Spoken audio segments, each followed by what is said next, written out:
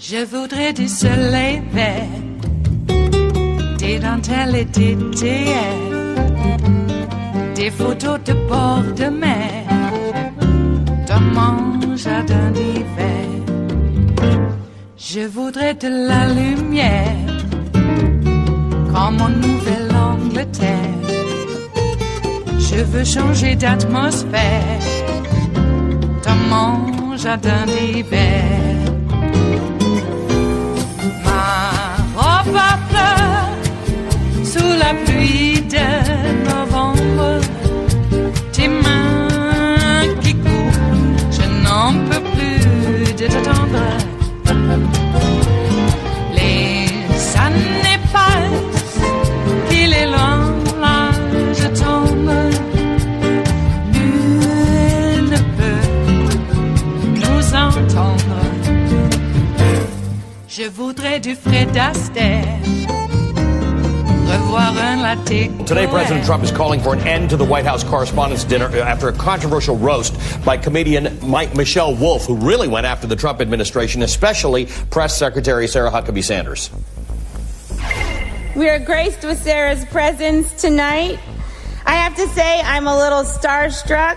I love you as Aunt Lydia on The Handmaid's Tale. I actually really like Sarah. I think she's very resourceful. Like, she burns facts, and then she uses that ash to create a perfect smoky eye. Like, maybe she's born with it. Maybe it's lies. Last night, President Trump tweeted in part, "This year was an embarrassment to everyone associated with it. The filthy comedian totally bombed, couldn't even deliver her lines, much like the Seth Meyers' weak performance. Put dinner to rest or start over." The president of the White House Correspondent Association said the monologue was not in the spirit of the dinner's mission of unity, but she didn't apologize. My only regret is that, to some extent, those 15 minutes are now defining 4 hours of what was a really wonderful and unifying night. So when she talks about the 4 hours, the condemnation of Wolf's act comes ironically on a night that celebrated free speech. Many of us were wearing pins about the First Amendment and freedom of the press, with the attendees wearing these pins. So that's where this gets a little muddy. Joining us now is Sarah Kendzior. Sarah, walk us through this. Allie and I were at the dinner, and you say that the dinner should have been done away with a long time ago. Yeah, I don't think there's a need for it. I don't think the dinner, though, is what's important. What's important are lies. What's important are liars in the White House, including the president, including Sarah Huckabee Sanders, and those in the press who are more willing to abet those lies, to not call them out openly, to practice this sort of access journalism that does nothing but prop up a proto-autocratic administration, rather than deliver the truth and expose corruption to the American public. That's what's important now. Why aren't both true? So, for example, we don't have access to the White House. I've asked the White House for the last 305 days for an interview. They say no. Allie and I and call yet what out. we do is we do for fact's sake all the time, where we call them out on these very facts that you agree they should be called out on. We call out their facts every single day. So why is what we do, why is that being conflated to access journalism if we attend the White House Correspondents' Dinner, as does White House staff? Who's conflating it? I mean, this isn't just about you two. This isn't just about any particular journalist. This is about institutional weaknesses in our administration, in our journalistic system that the government has exploited. I think this is a time that all journalists need to be reflective on what their role is instead of defensive, and look at the broader threat. The one thing that all journalists do have in common is that they are under threat by this administration, which targets individual journalists, which targets particular outlets, and which targets the First Amendment itself. That's something that should unify journalists, not this kind of condemnation that's happening of Michelle Wolf or any other kind of comedian. Are you questioning the fact that journalists can't do their job if they attend this type of a job? Because I guess I see a lot of journalists every day. I think you're entirely right. It's not about us. There are a lot of journalists every day in America who really make a point of telling the truth and getting that truth out there to American consumers of news. Yeah, and I think that's great. Keep doing that. It's the other ones who aren't doing that that's the problem. Whether or not somebody attends the dinner is not really a critical issue for the American public, because the problem is systemic. It goes much deeper. I don't really care whether anybody attended the dinner. I care about whether they feel intimidated by this administration, whether they are being threatened, whether they have the right to free speech, and whether they're using that right. You know, in a lot of countries, this is not a right that they have, and Trump and his administration want to move us in that direction. They want to annihilate truth. They want to censor. And most of all, I think they want to push journalists into practicing self-censorship. And that's absolutely not something that you should give into. You should not surrender in advance. When I watch those White House press briefings every day, we're not part of them. They're very contentious. They're very tense. Do you think there's evidence on a day in and day out basis that you think the president is succeeding in those efforts to undermine the press? He might want to do it. Do you think he's trying to do it, but do you think he's successful? I think he is with some people. I also think there are, willing collaborators. There are people who are more concerned about their career or selling books or maintaining that access, that they're willing to act as, sycophants and kind of court stenographers. There are also journalists doing very hard-hitting investigative work that's become more and more difficult under this administration. And, the point of journalism is to serve the people. It's to inform the people. It's to educate them. It's not to protect the cruel and the powerful. And so I encourage all the journalists who are doing a great job, who are willing to take a risk in what's become a very politically heated environment, and continue doing that work, because it's more necessary than ever. In your tweet this morning, you included the White House Correspondents Association president's statement about the dinner, in which they expressed some regret about Michelle Wolf as the comedian. I wasn't clear by including that. Were you saying they shouldn't have put that statement out? Do you think that we shouldn't be sort of saying that, hey, maybe that comedian wasn't the right fit for the event? I thought that was an inappropriate statement. I was responding to the statement that was in my tweet. I don't think that they should apologize for having Michelle Wolf, because Michelle Wolf spoke the truth. It is a painful truth, but she did her job. She's a comedian. Often in repressive societies, comedy is a way to deliver those uncomfortable truths in a way that resonates. And I think we see that resonating right now. It is Tuesday, the 1st of May of 2018, and you are in West Coast Cookbook and Speakeasy. I am your chef de cuisine, Justice Putnam, and our daily special is Tarrytown Chowder Tuesdays on this fabulous May Day, or as we used to refer to it growing up in my household, International Workers' Day. That's right. It can be a rite of spring, and it can also be a commie holiday. It can be both, because that's what makes America great. Again. Yes, indeed. Yeah, we used to do the whole maypole dance and everything. It was quite fun. And my mother, bless her heart, she would make up little bouquets of flowers for us to put on people's porches before, when we went to school. It would be early in the morning. And if May Day happened to fall on a school day, and if it happened to fall on a weekend, well, then we would get up early and put it on people's doorsteps then. But fairly early. And I remember I was probably in second grade and living in Oregon. And this one guy got really mad because, we were putting flowers on his porch, and I had no idea that it was, like, honoring workers. I mean, workers are the scum of the earth, and this guy was all getting ready for work, too. And I'm in second grade, and I know it's supposed to be honoring workers, and, it's the rite of spring and all of that. So, I kind of, combined all of it and wanted to honor it. And the idea of giving flowers seems so benign and beautiful. I loved my mother for doing that for us. And the guy was so irate, and he was getting ready for work. I'm in second grade, and I was trying to figure out, adults are weird. What the hell is wrong with them? And then I realized that really it's not that they're adults. It's just that so many of us really don't get past high school now, do we? In terms of our emotional, spiritual, and educational development. Even those of us who went to college. Speaking of which, I don't think Stephen Miller was really that great of a student, even though he did go to an Ivy League school, didn't he? But I think that Stephen Miller is a terrible speller. And his grammar, I have to say, it leaves something to be desired. Now, that's not to say that when I write that I use the best grammar, but, one should try to follow convention when writing so that then when you spread out and break the rules, at least you know what the rules are that you're breaking rather than just being ignorant of it. Or, as I used to hear growing up from my professor father, you're just too lazy to spell it right. What? Boy, that lit a fire under me. I am not. So spelling became quite an issue. And so Stephen Miller put out this clerical error. It's Stephen Miller. It could be Trump too. I think they work together hand in hand.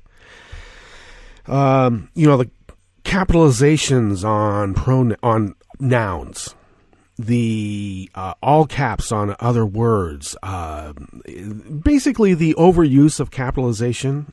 Now, bear with me, but that is very popular in extreme right-wing publications.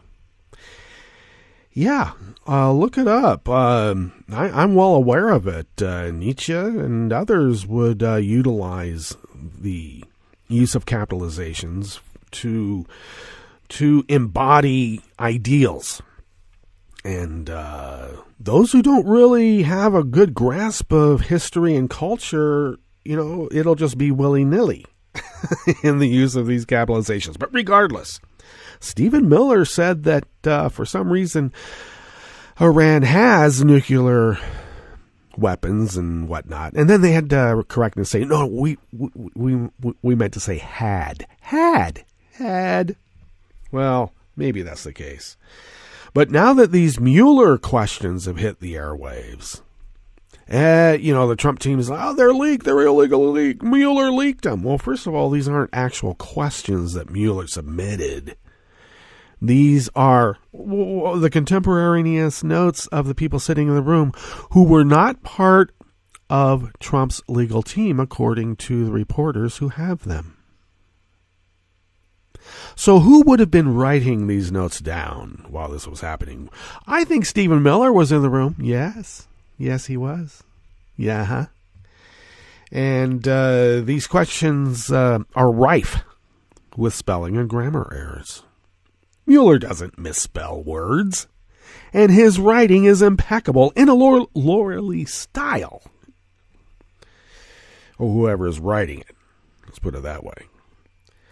But these leaks look like, right there from the White House. And somebody, now that Hope Hicks is gone, can't blame her.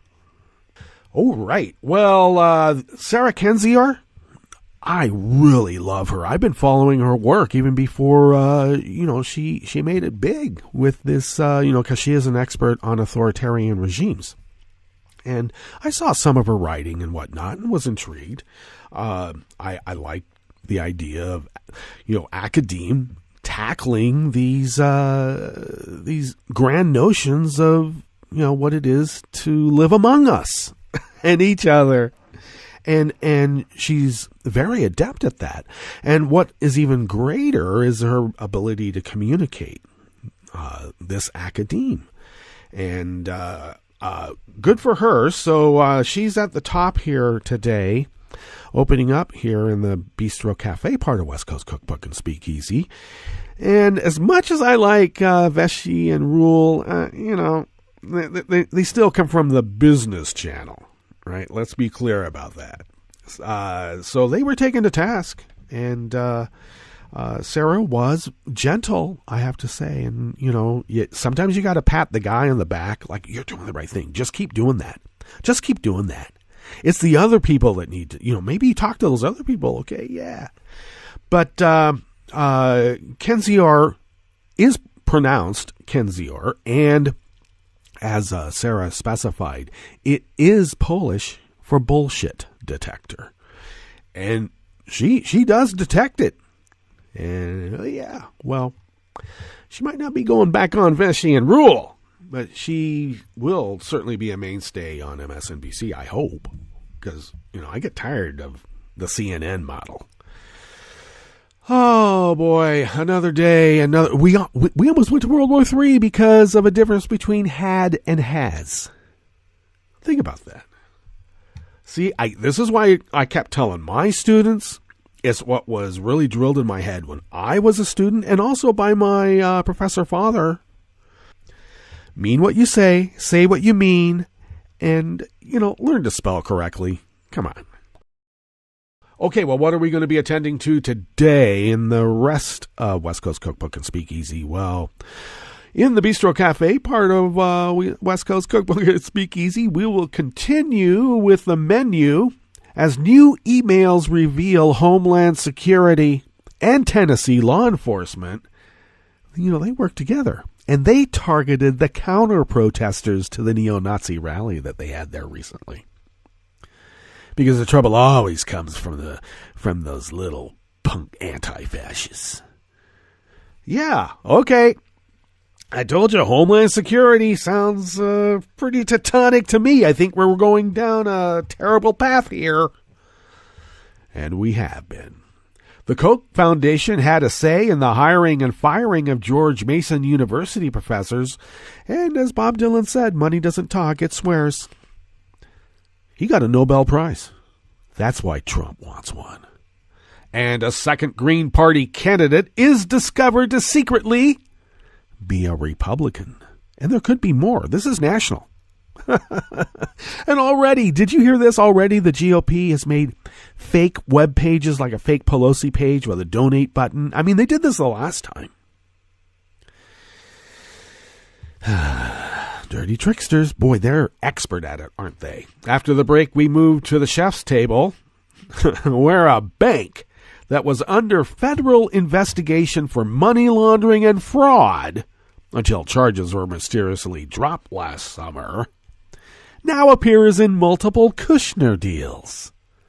Well, they couldn't have helped the Kushners with this legal cloud over their head. Now, could they?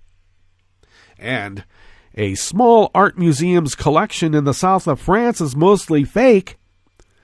But is it the only one? All that and more on West Coast Cookbook and Speakeasy. Bon appetit.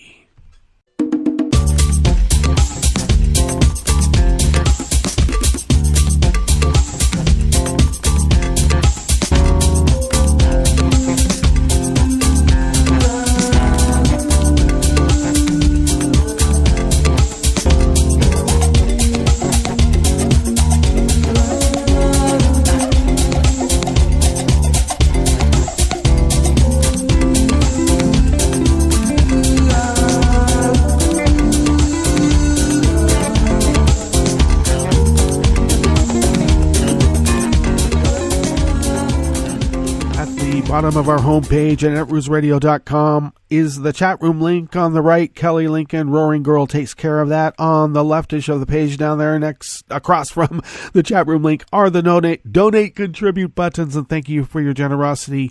We are unable to do this without you. Follow Netroots Radio on Twitter at Netroots Radio. We're on Facebook too if you want to go there. Follow me on Twitter at Justice Putnam. And I do post a show notes and links diary with other tidbits of entertainment for your entertainment on Daily Co's, and I'm there as Justice Putnam. Podcasts of West Coast Cookbook and Speakeasy can be had by way of Stitcher, Spreaker, TuneIn, iTunes, etc., etc., etc. Okay. I better get on this because I just rambled at the top there. I apologize. Okay, this is from Luke Barnes out of Think Progress. A series of emails sent between Tennessee Bureau of Investigation officials over the past few months reveals law enforcement was focused on counter-protesters at several recent events organized by the neo-Nazi Traditionalist Workers' Party, known as the TWP, rather than the neo-Nazis themselves. The emails were obtained through a public records request and center on planning and logistics associated with a TWP event at the University of Tennessee, Knoxville on the 17th of February. The emails also address rumors that TWP members were, at the time, planning another protest on March 17th in response to a University of Tennessee, Knoxville panel meant to address racism. In one particular email, dated March 13th, the Tennessee Office of Homeland Security intelligence analyst Misty Phillips addresses concerns about neo-Nazi protesters attending the panel, writing that the TWP, the neo-Nazis, is typically not the issue, but rather the opposing groups. You know, the ones that have been traditionally killed by the Nazis. They are the problem. This mindset is just so insidious. Do you see how it works? I told you. If you bring in a bunch of former Nazis to construct your intelligence apparatus, bad things could happen. Phillips also writes that the TWP, the neo-Nazis, are very good about communicating with the venue in which they plan to attend, despite the fact that, according to the university, the earlier February 17th rally was booked under the name of a local church rather than the neo-Nazis. They communicate very well. They're dapper. They look so good. But look at those anti-fascists. They're a bunch of scruffy hippies. Kick them. The cops' focus on counter-protesters appears to have emboldened the neo-Nazi group. Matthew Heimbach, former leader of the TWP, posted on a group chat days before the event that he had talked to the cops and had been reassured that they would avoid any security issues. So I basically think if the Reds act up, they're going to get billy clubbed, so can't complain. And you know what? They were billy clubbed and worse. TWP has a history of violent behavior and advocates for a whites-only ethno-state. During a rally in Sacramento in 2016, 7 people were stabbed and 9 others hospitalized during clashes with the TWP. Now, I got to say, TWP said that they were only in a defensive posture, but, they did create a skirmish line and march through a bunch of people that, they wanted to beat up. The Reds. And they also took part in the Charlottesville rally last year and bragged about the death of 32-year-old counter-protester Heather Heyer in internet chat rooms. Because, it's the counter-protesters like Heather Heyer that are really the issue, according to law enforcement. Thank you. Okay. Let's see. During a neo-Nazi rally in Georgia last week, for instance, hundreds of heavily armed police were called up to protect approximately 24 Nazis from counter-protesters. Ironically, police used a law meant to combat the KKK to justify arresting the counter-protesters. And video showed police pointing AR-15s at unarmed counter-protesters who had their hands up. They were trying to find any pretext to shut us down, counter-protester Daniel Hanley said. The moment we stepped foot there, they intimidated us and strategically tried to target people. But it's like I said, if you give a Nazi an inch, they're going to want a blitzkrieg all the way to the Sudetenland.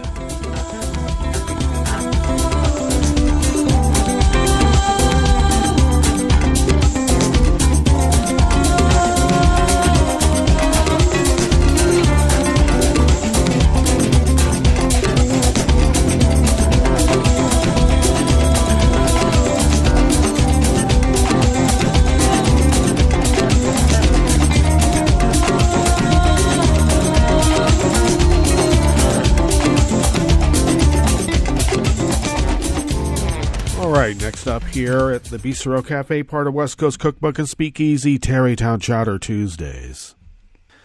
This next article is by Addie Baird out of Think Progress. Now, George Mason University has denied for years and years that they had any agreement with the Koch Foundation, who, was suspected, we'll say, of funding these right-wing think tanks to the tune of many millions of dollars that the Koch Foundation would bestow upon these universities. So in newly released documents that were actually released in a FOIA request by a former student at George Mason, spell out the relationship between George Mason and the conservative mega donors, wherein the foundation created a fund to pay the salary of one or more professors at a free market think tank at the school, the Mercatus Center. The agreements also create a 5-member selection committee to choose the professors, and the foundation gets to name 2 committee members. They could also appoint members to advisory boards that had firing power should Koch-funded professors fail to live up to their standards. Like maybe advocating for equality for poor people and making sure that everybody has enough opportunities to, pull themselves up by the bootstraps. And if they don't have some bootstraps, well, at least give them some straps. Okay, then they can beat themselves into getting some boots at some point, at least. But that's just a little too much help, when it's a dog-eat-dog world out there. And if you're so unfortunate not to be born at the top in a dog-eat-dog world, well, too bad for you. So you got to get rid of those professors that, might run counter to the Koch brothers' standards. Well, last week, a judge scrutinized George Mason's refusal to release any documents. And George Mason, Aniel Cabrera, in a note to faculty on Friday night, said that the agreements fell short of the standards of academic independence I expect any gift to meet.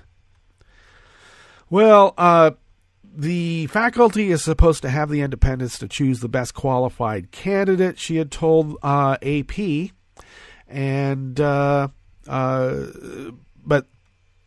but the Koch Foundation, as everyone suspected, and George Mason University denied for years and years and years, to have more than just a say. Isn't it funny how the right wing always accuses universities of being bastions of liberal propaganda, brainwashing the students? But these guys have to surreptitiously set up these think tanks to brainwash people.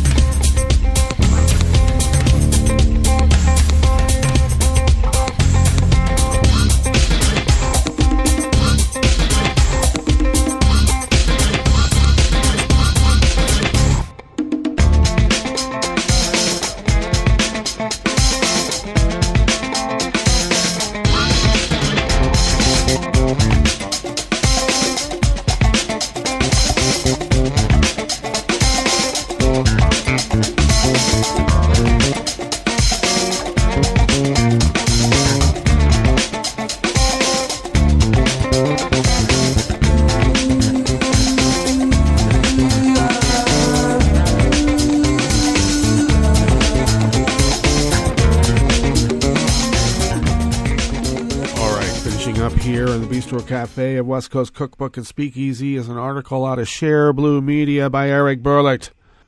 Republicans are so desperate. They're pulling out the Lee Atwater playbook, the Roger Stone playbook. They're refining it, aren't they now? Well, it seems that one of the strategies they're going to opt for is confusing voters, and that's by running Republican candidates in the Green Party. Isn't that great? A strange scenario, Bullard here says, is currently playing out in both the New York House race and the Montana Senate race, where local Green Party candidates have been found out to be GOP operatives. The latest incident involves incumbent Representative Chris Collins. It turns out the one-time Green Party candidate Michael Zack, who abruptly dropped out this month after questions were raised about his background, used to intern in Collins' office. The former Green Party candidate in a congressional race has been exposed as a Republican plant with ties to GOP congressman he supposedly sought to challenge, the Daily Beast reported. And let's see, since removed social media posts, tag Zach as a far-right conservative, and he's certainly not someone committed to the Green Party agenda of ending war and advocating for clean energy. So let's see, I have a hard time believing that someone in Collins' campaign was not aware of this, said Erie County Green Party Chairman Eric Jones. The Republican leadership is aware of this. It's part of their playbook. And then out in Montana, the same type of dubious scheming. A man registered as a Green Party candidate for Montana's U.S. Senate race, but was on the Republican Party's payroll at the time, and heads a newly formed anti-tax group, according to a review of election documents. And the state's Green Party coordinator told the newspaper it cannot deny anyone from filing a candidacy under the party's name, but they would do their best to vet all candidates. My God. Okay, well, this is, as Bollert points out, goes back to Republicans of the Nixon era, and this was known as rat effing. Okay, I won't say the whole thing, but you know what I mean. And that's finding unique, unethical ways to trip up your opponent. And in this instance, it's also confusing the voters, who are obviously your opponents. All right, let's get to our break. We'll come back, go through weather from around the world, and then finish up with the stories that we've curated for you today. You are listening to West Coast Cookbook and Speakeasy, and we will be right back. You are listening to netrootsradio.com. Please hang up and try again.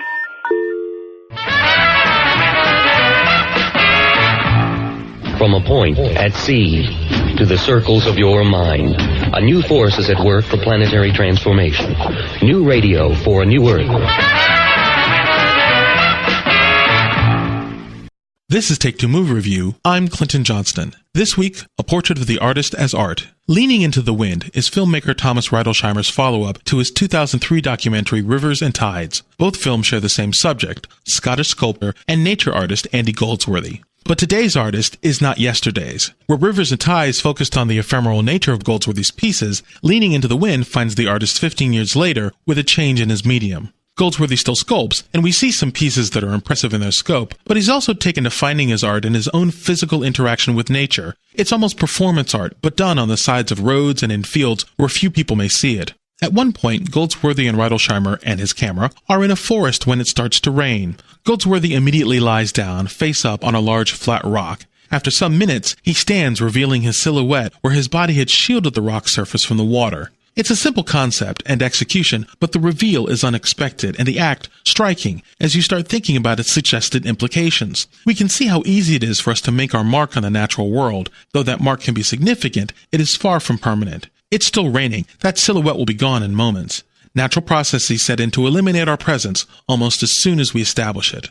Undoubtedly fitting style to subject matter, Reidelsheimer's film seems capricious in its episodic nature. There's no narrator, and Reidelsheimer keeps himself off camera. We are left with scenes of Goldsworthy. Goldsworthy working, doing his art, and talking in a divided interview that is as close as we get to a narrative spine for the film. In fact, Reidelsheimer, who did his own editing, lets us stumble into scenes much like a spectator stumbling across one of Goldsworthy's performance pieces. Like Rivers and Tides, Leaning into the Wind gives us a rare opportunity to capture Goldsworthy's art, which, designed not to last, we may otherwise not get a chance to see. This has been Take Two Movie Review. I'm Clinton Johnston. Catch up with us at TakeTwoMovieReview.com and feed us back on our page on YouTube.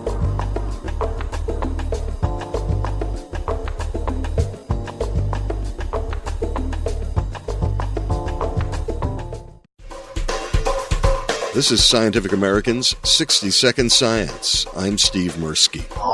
Labeling is much better than it used to be. Marion Burroughs, retired New York Times food columnist. And when you read the labels, you should really read them very, very carefully, because they'll give you all kinds of clues that you didn't expect to see. Burroughs spoke April 24th at a symposium honoring NYU food researcher Marion Nestle, called Marion Nestle and the State of Food, Policy, Media, Education, and More.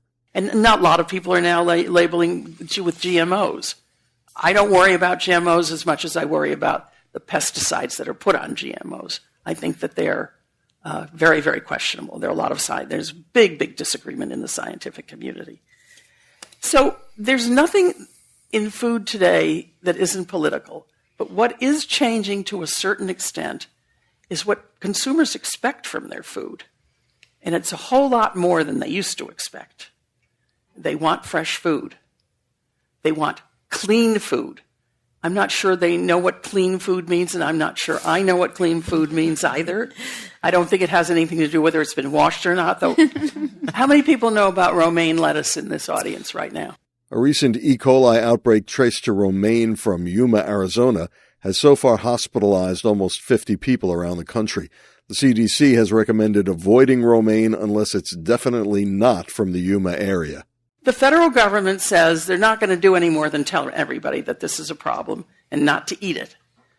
They're not going to look any further into it because the romaine will be coming from somewhere else than the place where it's coming from right now, so everything will be settled. Well, everything won't be settled. But that's the kind of government you have to deal with, so you have to be your own scientist, your own investigator. Maybe you have to spend more time in the supermarket than you really want to spend in the supermarket. But the other kinds of things people are anxious to have are things that are very easy and quick to do, but are very healthful. So they want purity. A lot of people want organics. I can go into Walmart and get lots and lots of organics. Well, that's the last place in the world I would ever have expected to find organics, but you can find them. So what you have today is a combination of some things getting better, but you can't ever let down your guard. And even though it's really a pain in the neck, you have to look very carefully at everything you buy and listen. And don't pay any attention to any of the advertising, none of it, because that's not really what you need to know. For Scientific American's 60 Second Science, I'm Steve Mirsky. Welcome to 60 Second Civics, the daily podcast of the Center for Civic Education. I'm Mark Gage. George Mason raised a number of issues in the course of the debates in Virginia over whether to ratify the Constitution. He spoke about taxation. Despite his opposition to slavery, he feared that a federal tax on slaves would put a disproportionate share of the tax burden on the South. In two speeches, Mason objected to federal control of militias. He warned that Congress might make service in the militias unattractive as a pretext for establishing a standing army. One of Mason's longest speeches was an attack on the federal judiciary. His most surprising proposal was his willingness to let state judges decide ordinary matters of federal law. Mason's most productive role was played off the convention floor, helping to draft possible amendments to the Constitution. Many of those amendments were drawn from the Virginia Declaration of Rights. James Madison acknowledged that there was no denying the Constitution was imperfect. Even its firmest supporters said it had defects. The Federalists, however, did not think that those flaws were so damaging that they had to be rectified before the Constitution went into effect and before experience showed that amendments were indeed necessary. In the end, the Virginia Convention accepted the unamended Constitution 89-79. That's all for today's podcast, 60 Second Civics, where civic education only takes a minute.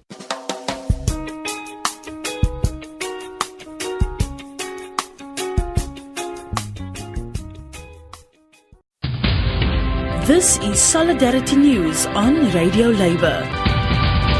This is a Radio Labour report recorded on May 1st, 2018. I'm Mark Belanger. May 1st, International Workers' Day, is a day set aside to remember labor struggles past and plan for labor struggles future. The day was started to commemorate the 1886 Haymarket strike in Chicago when workers fought for an 8-hour working day. Today, May 1st is used to re-energize struggles for decent work and human rights all around the world. One of the labor organizations coordinating labor events on May 1st is the International Trade Union Confederation. The ITUC is the global body which represents national labor centers such as the Trades Union Congress in the UK and the AFL-CIO in the United States. Sharon Burrow is the ITUC's General Secretary. Happy May 1. This is a significant day, not just because it represents the struggles past and the struggles of the future, but because this year, May 1, is in the 150th year of the labour movement, the birth of the labour movement with the first national centre in the UK 150 years ago. 150 years of struggle, all of the rights, the working conditions, the safety standards, and of course the wages, minimum wages and collective bargaining, but also the social wage, social protection that unions have fought for and won. But we've also stood for peace and for democracy, the very foundations that make rights, decent wages, decent work possible. And I would say to you that with the global economic model in tatters, the trickle-down economic theory of neoliberalism has failed. Inequality is at historic highs. We've still got massive unemployment. We're at risk of seeing the exclusion of a generation of young people from the dignity of work. And we've got the emergence of platform businesses, the businesses that don't see themselves as employing people, marketplaces they call themselves. Well, we need to be able to organise and bargain collectively for those workers, for workers in the growing informal economy, for workers everywhere. And we're determined to organise to change the rules, because until we change the rules, then it's not possible for us to rebuild the fractured world that we have now. Increasing conflict, the biggest military spend since World War II, the highest number of displaced people ever. And then, of course, the questions of equality, of prosperity, of elimination of violence against women, elimination of the misogyny that is still dividing a world where women are not equally represented in the workplace. We're not equally paid, and indeed we don't have equal opportunities to actually share the prosperity of what's been an extraordinary growth in world income, and yet captured by the 1% against the interests of everyone else.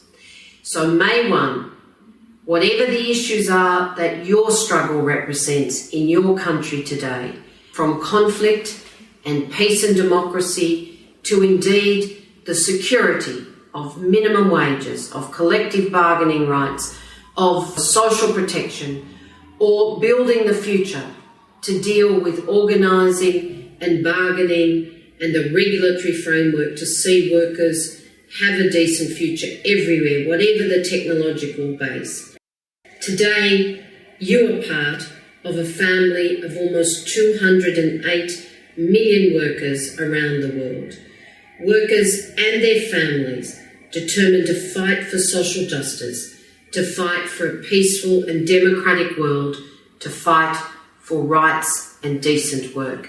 And I congratulate you, I salute you, but I genuinely thank you for your courage and your activism. Solidarity. And that's it. International labor news you can use. I'm Mark Boulanger. Thank you for listening. And remember, it's all about global solidarity.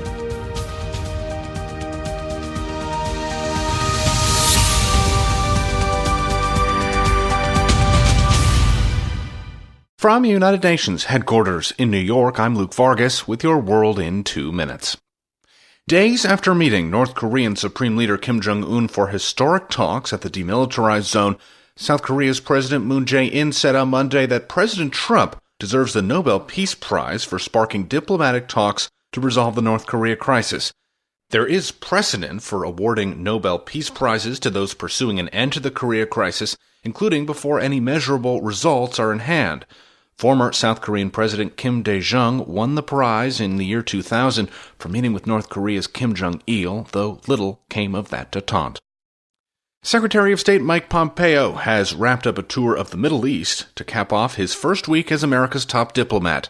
After visiting NATO headquarters in Brussels, Pompeo jetted to Saudi Arabia, Israel, and Jordan, and on Monday he weighed in on a long-discussed peace process being advanced by President Trump. The parties will ultimately make the decision about what the right resolution is. We're certainly open to a two-party solution. That's a likely outcome. But while those comments came as a measure of assurance that Washington still hopes to see both an Israeli and Palestinian state emerge from the peace process, Pompeo declined to criticize Israel for the deaths of at least 45 Palestinian protesters during weeks of demonstrations in the Gaza Strip. We do believe the Israelis have the right to defend themselves, and we're fully supportive of that. And a pair of suicide blasts in the Afghan capital Kabul killed at least 24 people on Wednesday, including acclaimed photographer Shai Mirai of the French outlet AFP. Mirai and his colleagues from 4 Afghan media outlets were among those killed in a blast targeted at first responders and journalists who headed to the scene of an attack only minutes earlier. Last week, the Afghan Taliban launched its yearly spring offensive, a long-standing tradition in which the militant group sharply escalates anti-government attacks. Luke Vargas, The United Nations.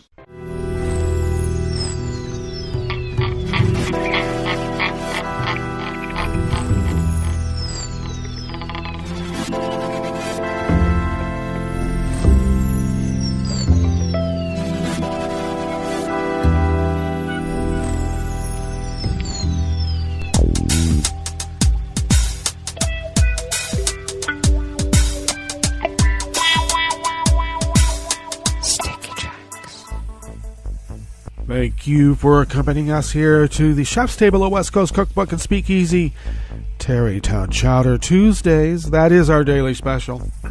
Now that we are, comfortably ensconced at the chef's table, we always like to begin with weather from around the world, and we always begin weather from around the world here along the banks of the Rogue River in the Rogue River Valley of Southern Oregon on the west coast of the continental United States of America, where it is currently 40 degrees. I don't know, I wish it would be a little bit warmer, especially since I planted my alyssum. Do not give me a freeze. I want my alyssum to grow. And it's going to go we'll be a bit warmer today. We'll be in the upper 60s, which is nice.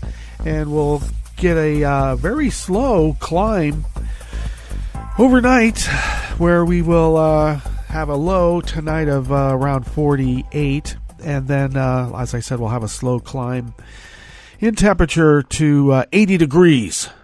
We're going to go from about 66 to 68 all the way up to 80 degrees tomorrow.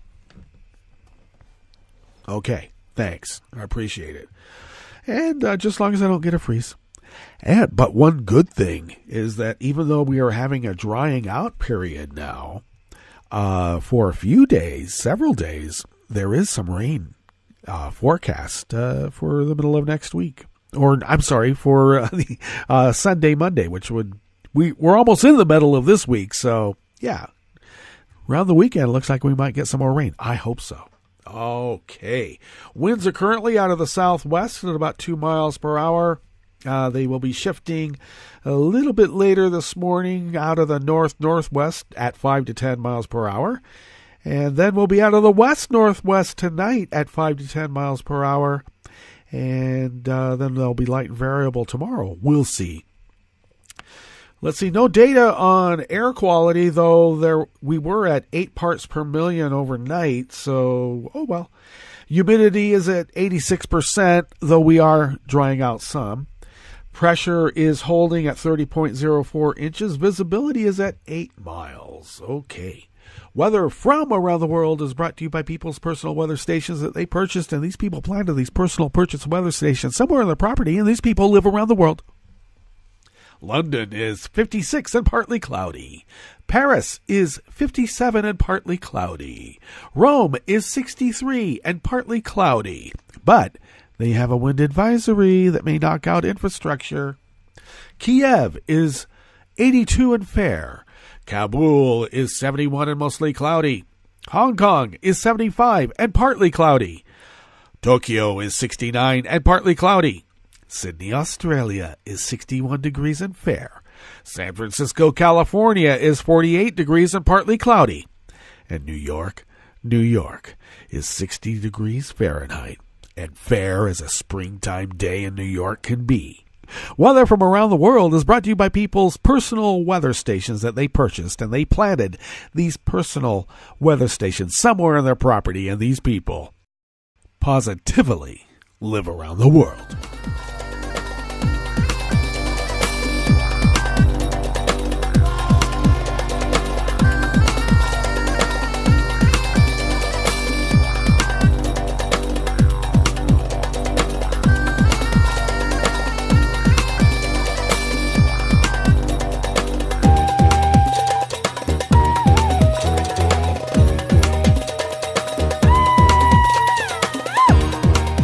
First offering here at the chef's table at West Coast Cookbook and Speakeasy, Tarrytown Chowder Tuesdays, is by Justin Elliott out of ProPublica. A bank that had been under federal investigation until last year has played a role in two recent real estate transactions involving Kushner Companies, which is Jared Kushner's family company. Earlier this month, Bothell Federal took over a mortgage previously owned by the Kushner Companies for a development in Brooklyn, New York City real estate filing show. The previously unreported transaction involves a loan on a development project in the historically industrial, but now gentrifying Bushwick neighborhood. Kushner Companies have made a loan of roughly $30 million to the project at $215 more in late 2016. Kushner remains a senior advisor to Donald Trump. Bothell, which was previously known as Bank of Internet USA, said in a statement to ProPublica that it has no exposure or relationship with Mr. Kushner or his company with respect to 215 Moore Street. The bank likened the transaction to a routine refinancing. Okay. Well, in another transaction last October, the Kushner Companies got a $57 million loan on one of its own projects in New Jersey. Bothell Federal provided much of the money behind that loan as well. Bothell Federal Bank faced a Securities and Exchange Commission investigation into its lending practices and conflict of interest policies until last year. After multiple subpoenas in 2016, the SEC mysteriously closed the investigation in late June of 2017. I wonder who had a talk with them. An offer they couldn't refuse, maybe? Kushner stepped away from the management of his family real estate company to join the Trump White House. Yeah, right. But held onto many of his family company's assets, including the Bushwick project debt. Ethics experts have criticized the arrangement, saying it could create conflicts of interest if Kushner Company's business partners have business before the government, and Jared and everybody in the White House says, yeah, well, that's the whole reason we're doing this, you idiot. If anybody knows how to game the system, it's that guy. He said it on the campaign trail. He knows all the ins and outs, and watch him. And we have been. In November of 2016, shortly after the presidential election, Kushner Companies announced it was pursuing a new line of business and lending money to other developers' projects. Where are they getting the money to lend? I thought they owed they have a mortgage coming up of about $1 billion or more. That month, the company made a loan of at least $33 million to a well-known New York developer, Toby Moskowitz, for a project in Brooklyn. The developers have dubbed the project at 215 Moore Street and several adjacent lots the Bushwick Generator. Yeah, that's great. In a transaction leaked in early April, the Kushner Company's debt was transferred to Bothell, which is now the lender on the project real estate filing show. Public records don't reveal the terms of the Bothell transaction and whether Kushner Companies made money or otherwise benefited. Okay, Bothell also played a role in an earlier Kushner Companies transaction in Jersey City across the Hudson River from Manhattan. In that, Bothell provided much of the money for a $57 million October 2017 loan to the One Journal Square development. Well, the the SEC investigation of Boffel was closed without any action on June 27th of 2017, several months before the first of the known Kushner transactions. And that was obtained through a public records request by investment research outfit Probes Reporter. The SEC subpoenaed documents from Boffel relating to its internal controls, conflicts of interest, policies, and residential loans to foreigners.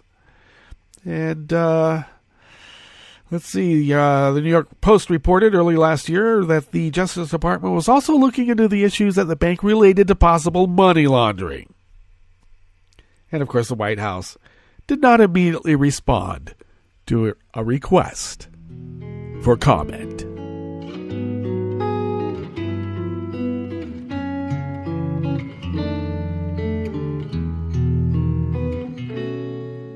Je te donne ce mon amour pour la vie entière.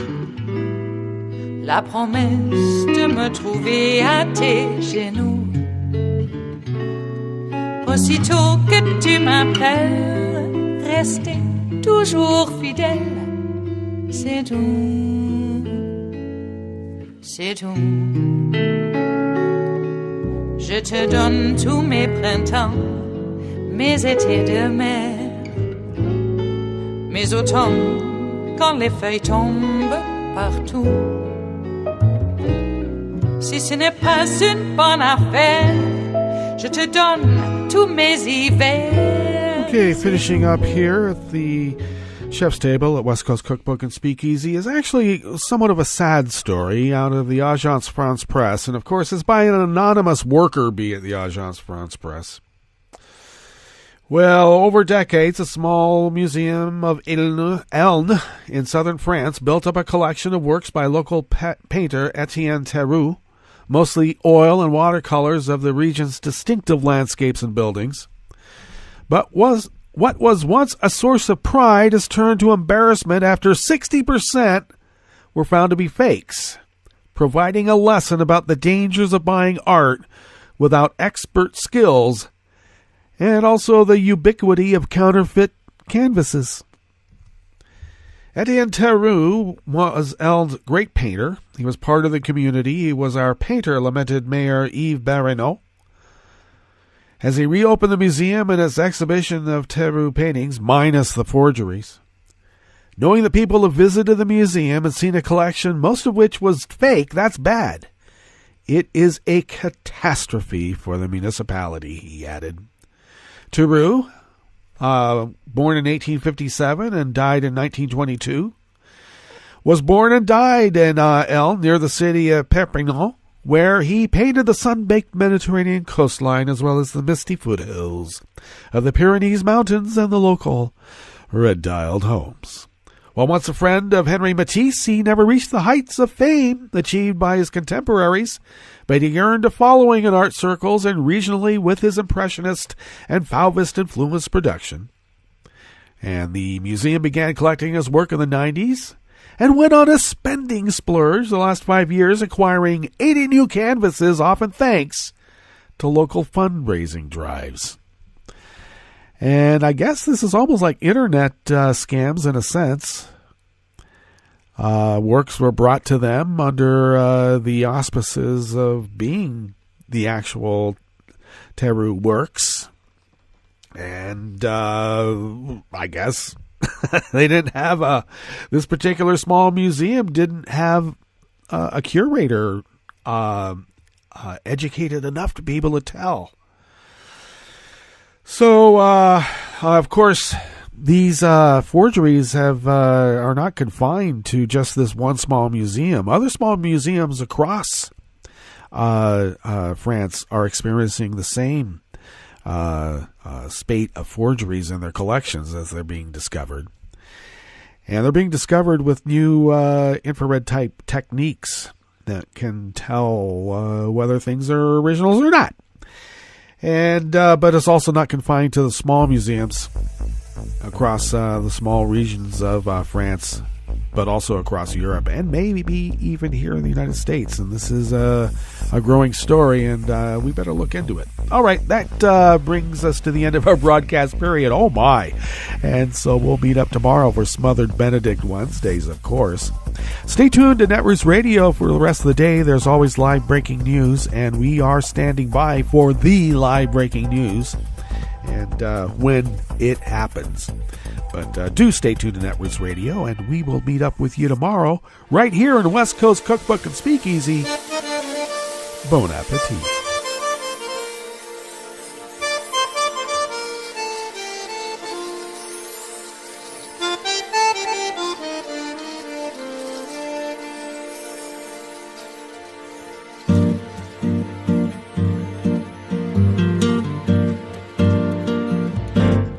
Je voudrais du soleil vert, des dentelles et des théières, des photos de bord de mer, dans mon jardin d'hiver. Je voudrais de la lumière, comme en Nouvelle-Angleterre. Je veux changer d'atmosphère, dans mon jardin d'hiver. À fleurs sous la pluie de novembre, tes mains qui courent, je n'en peux plus de t'attendre. Les années passent, qu'il est loin, là je tombe. Nul ne peut nous entendre. Je voudrais du Fred Astaire, revoir un latte Goer. Je voudrais toujours te plaire dans mon jardin d'hiver. Je veux déjeuner par terre, comme au long de golfe clair, t'embrasser les yeux ouverts dans mon jardin d'hiver.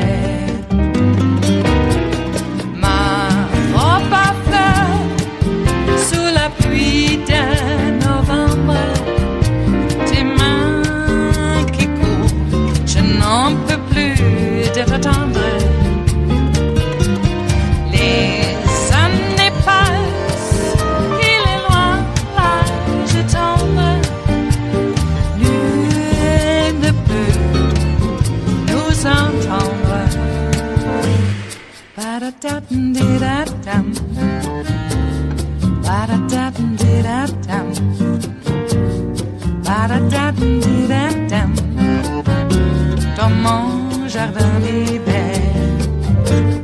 Ba-da-da-dum-di-da-dum. Ba-da-da-dum-di-da-dum. Ba-da-da-dum-di-da-dum. Dans mon jardin d'hiver. Dans mon jardin d'hiver. Dans mon jardin d'hiver.